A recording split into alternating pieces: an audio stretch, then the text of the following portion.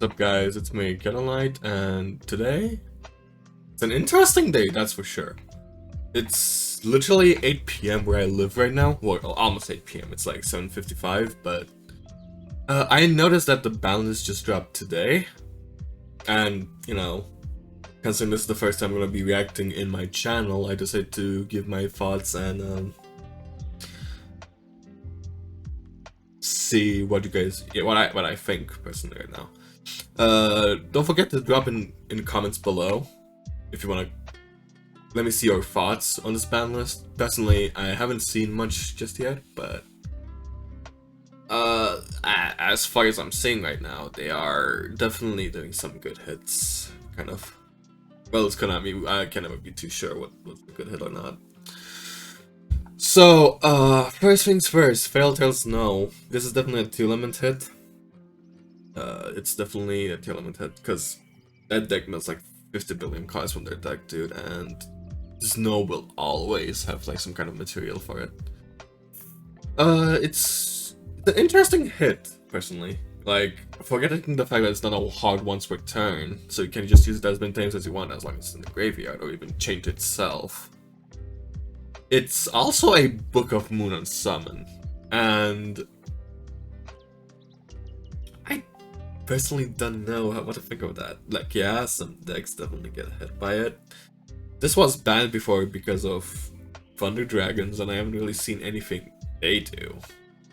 And when I've seen like 2 elements use this card, it's just mostly for interruptions. So it's an interesting ban, but honestly I have no complaints about if a monster that can essentially be a free body on the field. Allow for like some kind of rank 4 link climbing. So it's really decent overall. Running Toad is honestly, I kinda was expecting this, but I also was hoping for a totally hit because I don't know, this hit feels weird. While yeah, it does its job, it definitely makes Pride to have a harder access to Totally Awesome now because you can't just use Gigantic, use its effect to special summon, swap from deck, and so on and so forth. It's just the same combo every single time. But I don't know, I don't think they have a way of making a totally with a Running Toad. Because they absolutely need it from the grave. That's why they also tend to use like red, negating the DD Crow, because it definitely denies them of access to having Totally Awesome. Yeah, overall, I think it's a good hit. Not really sure what else to say over there. It's definitely just a sprite hit because that deck just loves to abuse Totally so much. Next up is Crystal HALQ Fibrax.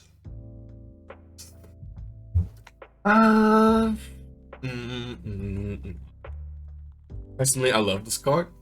It definitely got some tuners banned, and it should have been probably banned a long ass time ago, but it also, well, I want to say it also allowed some good combos, and it's not really like a problematic card at the moment. But I've seen a lot of people in general arguing that HALQ Fibrax will be a problematic card at some point because of side lock. And in general, just any card from the extra deck that summons a card from the deck is always not going to be a healthy interaction. We've seen this happen so many times with Summon Sorceress, Zen Mighty, when that deck could like hand loop in, I think it was Dino Rabbit format. I think so, yeah. Yeah. Just any deck that can abuse, especially a card this generic, always having some kind of access to the deck. Just, you know, just any monster plus a tuner just seems really broken. It's not problematic at the moment, and it definitely helped some decks, especially maybe punks. Probably they use this card sometimes. Depends on the list, but yeah. Overall, yeah, not.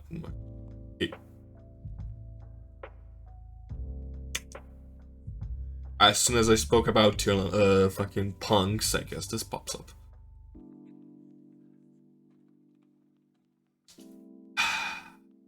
See, I want to say they banned this card because of tier limits as well, right? Because this card in general, it's basically a mill 4 and add a card. It's basically a painful choice for any light and dark monster. Sets up the graveyard and basically triggers all of your tier limits if you hit any of them, which is 5 mils, by the way. I think literally anyone that plays Punk tier could have seen this coming. It's not that bad of a hit, but I think it kind of hinders the Punk engine a lot, because you kind of want to make Chaos Ruler in the tier limit variants. But for non-tier limit variants, I don't think this is too much of a problem, because they're all like mostly Earth monsters, if I recall correctly. But nobody really plays pure Punk, I don't think. Yeah. Also, not to mention, this probably won't matter too much, because people who played Punk tier will most likely start playing Lunalight tier elements because of Bujinte. While it doesn't let you add a card, it still mills like 5 cards, which is insane. Because Lunalights can make Bujinte, and Bujinte mills 5. I think it's called Kusuchi, if I recall correctly. Yeah, they might start like going from Punk to Lunalight, because a lot of people are starting to realize how potentially good that deck is over the Punk variants, especially now because Chaos Ruler is banned. Yeah, it's we'll see it in the future somewhere. Not much to say about Red Reboot. It's a card that just stops every form of interaction. The only counter to this card would be a Red Reboot itself, which I don't think any stun deck or trap deck plays it. And also a Solemn Judgment, but again, you're not always guaranteed to open 3 judgments, or like at least 1 judgment to fucking negate Red Reboot. And even if they somehow negate like the fucking Red Reboot, they probably do like Lightning Storm or Duster to clean the back row after game 2 or 3. I can see the argument as the way they banned this card. It stops all kinds of interaction, and considering how potent the decks are in this format, and just modern Yu-Gi-Oh! In general, a lot of decks can OTK turn 2, like, no problem. Any deck has literally access to any OTK material. One example being Math Mech. I've played this card personally on my side deck in a Math Mech, because any back row hate is good. And not having to worry about your opponent's back row is just a beautiful feeling. And then you just fucking kill them on the spot. Yeah, I understand why they banned this card. Even though I think we should have more back row hate cards. If they hit this, they should probably bring back something like Heavy Storm. Just a thought. Oh, oops, sorry about that. I didn't see anything. Steam the Cloak. Honestly, this doesn't really matter all that much, because it's not a 1-card HALQ Fiber X anymore. In modern terms, I think you could just normal summon Steam Cloak, but link it away with Almirage, and if... No. Yeah. Make Almirage, Cloak effect in the grave, especially back, then use the effect of Steam the Cloak in the grave, and especially back, and then you have an Occupy X combo. But I don't think that was the reason why it got banned. I think it was somewhere... I know Occupy X was the reason this card got banned in the first place, that's for sure. I just don't remember how it went down. There's definitely some combos involving this card though. It's basically... if you summon off of Occupy Wax, it's definitely a free 1 card. 1 card. Or link to like a link 4, which you can make Apollosa or anything really. Cyber Jar.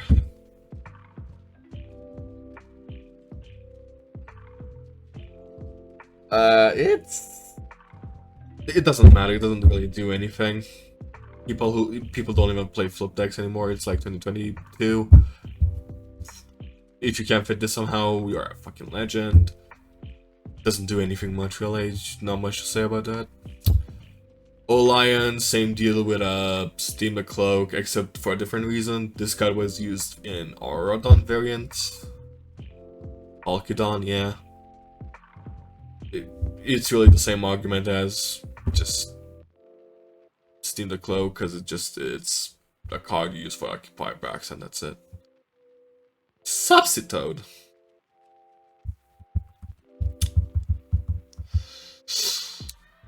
I don't remember if they made an errata to this card, but if it's errata, it's whatever.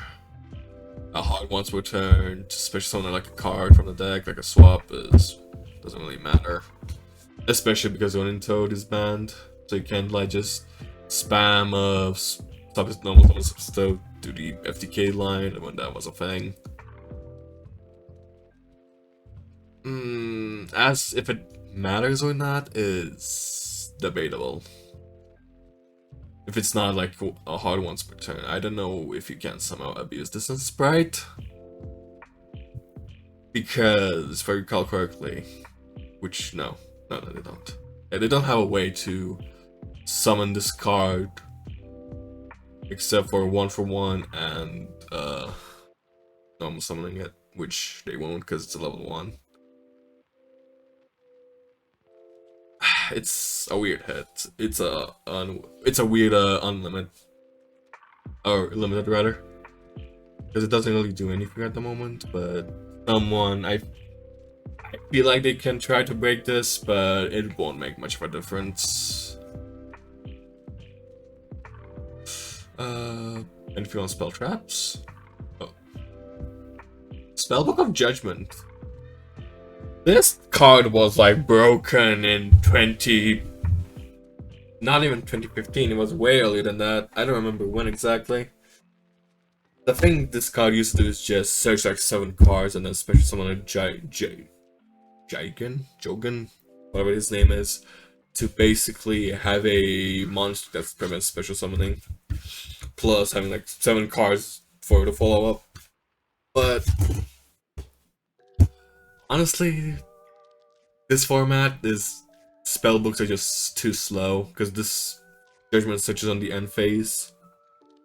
It's not like you can do some insane combos with it.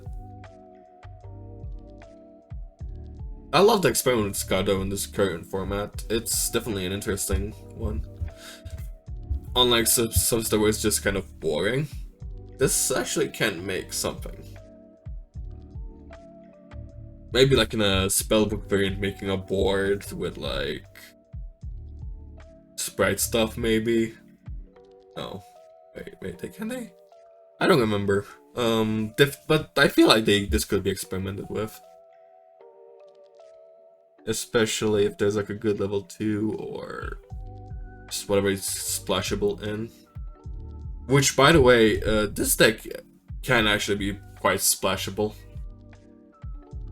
You can just make it a draw engine, like just normal summon this, search a Spellbook of Judgment, or if it's not in your hand, just search a Spellbook of Knowledge, I think is the one that draws 2.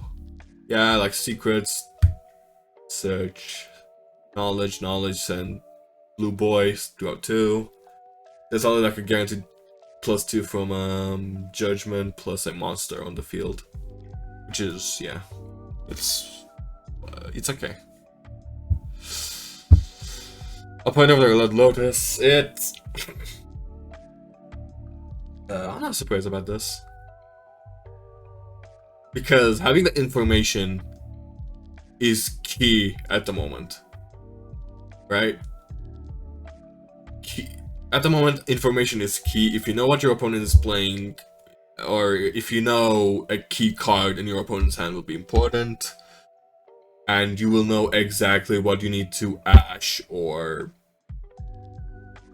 negate specifically to stop a certain line of combos, or to play around like a gamma potentially.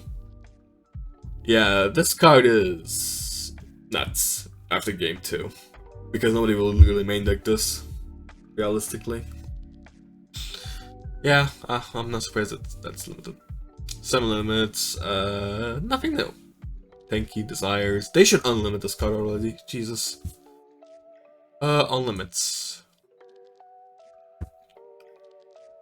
Dynamite, the True Draco fighter. True Draco doesn't even do anything right now. Like, it's a stun deck. Draws 5 cards, almost a mono. Like, an extra copy of Dynamite is not going to break this deck. Ben 10.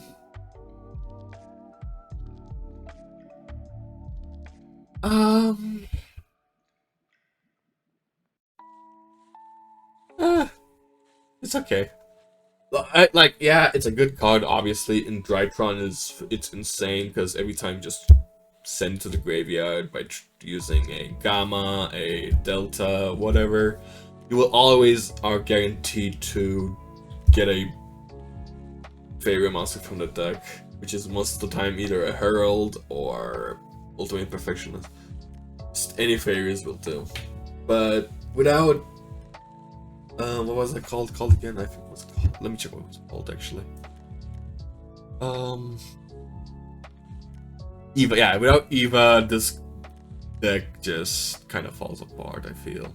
It can't do the insane boards it used to do, which was just do this, do that, make Ultimatus pass, which if you didn't have an answer to, you kind of fucked. A third Ben 10 probably doesn't do much. And we're in a format where tier elements are like tier 1, so people are definitely main decking a DD Crow. So it's not that. I mean, it's good. It's good for Drytron, but we'll see if it makes a difference. Fusion Destiny shouldn't even be semi-limited. This card is unsearchable with any Destiny monsters. It's not like Red Eyes Fusion where you can use Insight to send them a Red Eyes to the graveyard and search Red Eyes Fusion. Verite doesn't exist at the moment because it's banned. I feel like the only people who play Fusion Destiny would be just Eldritch players who are abusing DPE, similar to how we currently use the Master Duel, but like, it's not that big of a deal, honestly, just whatever. Nadir Servant is okay. Dogmatica is not as problematic as it used to be. Fuck, Eldritch people are currently happy at the moment, I feel. People who play Eldritch are definitely happy. Ball of Revealing Light, yeah. I don't remember why this card was banned. I think it had something to do with like a forcing draw games, or maybe like a OTK. No, not on OTK search. Even if it wasn't OTK search, like a long ass time ago. Oh wait, I missed Shooting Riser. Wow, didn't matter. People are always just playing only one card of this copy. I didn't know it was limited in the first place. Yeah, there's not really much to say about Wall of Revealing Light. It's just a trap that existed and did something a long ass time ago that's not consistent anymore. So yeah, overall, honestly, it's an interesting list. So far, they only seemingly comfortably hit Punk tiers and Sprite to prevent them from playing totally. Which I still think it's a huge hit for the deck. Because I don't know what Sprite can do without that. Well, obviously, you still have plays. That's not say Swap Frog is out of question, which I mean it kind of is at the moment, but there's still definitely a lot of things you can do. Example being, you know, having like a 2 pops, 3 pops. You can utilize something like a Diviner to use Entis pop. They can like pop 3 cards and in one go. It's insane. Totally was just an interruption. The bird can just do a lot more, which I think gives a room for creativity on what they can do, so just totally pass. So yeah, I kind of like this list. Just kind of wish they banned, you know, totally instead of going into the same. Totally shouldn't be existing at the moment, but Jeff. But yeah, that was my reaction to the ban list. Let me know what you guys thought in the comments below. Don't forget to like and subscribe, and I'll see you in the next video. Peace.